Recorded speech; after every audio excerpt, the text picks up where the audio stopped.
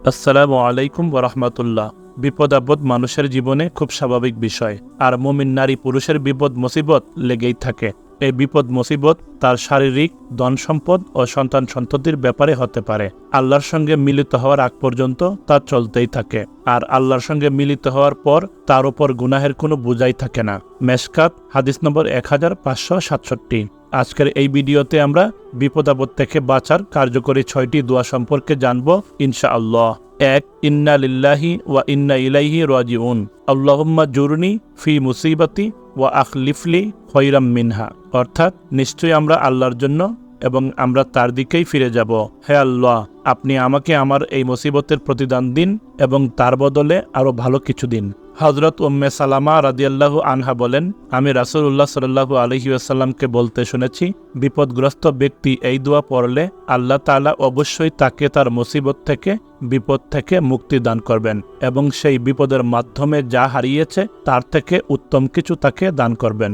হযরত উম্মে সালামা রাদিয়াল্লাহু আনহা বলেন, যখন আবু সালামা অর্থাৎ আমার স্বামী মৃত্যুবরণ করেছে, আমি দোয়াটি ঐরূপ বলেছি যেরকম রাসূলুল্লাহ সাল্লাল্লাহু আলাইহি ওয়াসাল্লাম আমাকে আদেশ করেছিলেন। এর ফলে আল্লাহ আমাকে তার চেয়ে উত্তম অর্থাৎ রাসূল সাল্লাল্লাহু আলাইহি ওয়াসাল্লামকে আমার জন্য স্বামী হিসেবে দান করলেন। 2. আল্লাহুম্মা ইন্নী আউযু বিকা মিন জাহদিল বালাই ওয়া দারাকিশ শাকাই ওয়া সুইল কদাই ওয়া শামাতাতিল আ'দা।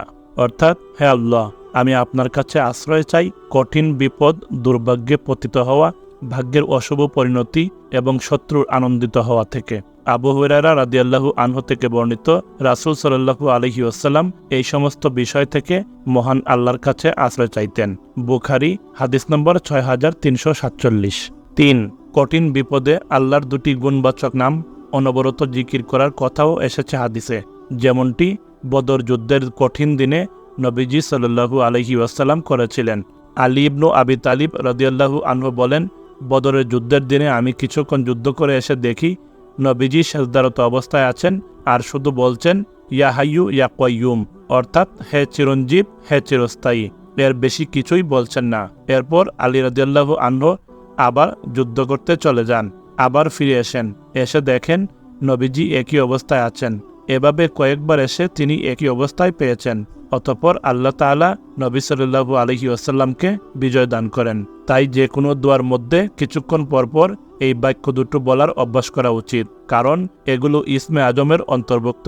ইমাম আবু দাউদ আস-সুনান হাদিস নম্বর 1496। 4. নবীজির খাদেম সাহাবী আনাস রাদিয়াল্লাহু আনহু বলেন, যখন রাসূল সাল্লাল্লাহু আলাইহি ওয়াসাল্লামের ওপর কোনো কাজ কঠিন হয়ে দেখা দিত, তখন তিনি এই দোয়াটি পড়তেন। দোয়াটি হলো, ইয়া হাইয়ু ইয়া কাইয়ুম বিরহমাতিকা আস্তাগীস। অর্থাৎ, হে চিরঞ্জীব, হে বিশ্ব চরাচরের ধারক, আমি তোমার রহমতের আশ্রয় প্রার্থনা করছি। তিরমিজি মেশকাত হাদিস নম্বর 2454। 5. হাদিসে কঠিন বিপদে সালাতে দাঁড়িয়ে যাওয়ার কথাও এসেছে। হযরত হুযাইফা রাদিয়াল্লাহু আনহু থেকে বর্ণিত, তিনি বলেন, রাসূল সাল্লাল্লাহু আলাইহি ওয়াসাল্লাম কোনো কঠিন সমস্যার সম্মুখীন হলে নামাজে দাঁড়িয়ে যেতেন। আবু দাউদ হাদিস নম্বর 1319। পবিত্র কুরআনেও একই কথা বর্ণিত হয়েছে, তোমরা ধৈর্য ও নামাজের মাধ্যমে আল্লাহর কাছে সাহায্য প্রার্থনা করো, আর তা আল্লাহভীরু ব্যক্তি ছাড়া অন্যদের কাছে নিশ্চিতভাবেই কঠিন। সূরা বাকারা আয়াত 45। 6. রাসূল সাল্লাল্লাহু আলাইহি ওয়াসাল্লাম বলেন, মাছের পেটে ইউনুস আলাইহিস সালাম যে দোয়া পরে আল্লাহকে ডেকেছিলেন এবং মুক্তি পেয়েছিলেন, সেই দোয়াটি যদি কোনো মুসলিম বিপদে পাঠ করে, আল্লাহ তাআলা তা কবুল করবেন। আহমদ তিরমিজি মেশকাত হাদিস নম্বর 2292।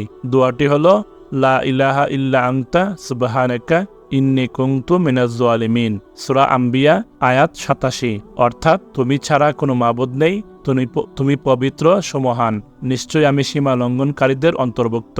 মহান আল্লাহ বলেন, আমি নবী ইউনুসের প্রার্থনা মঞ্জুর করেছি, তাকে দুঃখ থেকে মুক্তি দিয়েছি। অনুরূপভাবে যে মুমিনরা এই দোয়া পড়বে, আমি তাদেরও বিভিন্ন দুঃখ, দুর্দশা ও বিপদ থেকে মুক্তি দেব। সূরা আম্বিয়া আয়াত 88। আল্লাহ তাআলা আমাদের সকলকে বিপদ আপদে ধৈর্য ধারণ করার এবং আল্লাহর কাছে দোয়া ও সেজদা অবনত হওয়ার তৌফিক দান করুন। আমিন।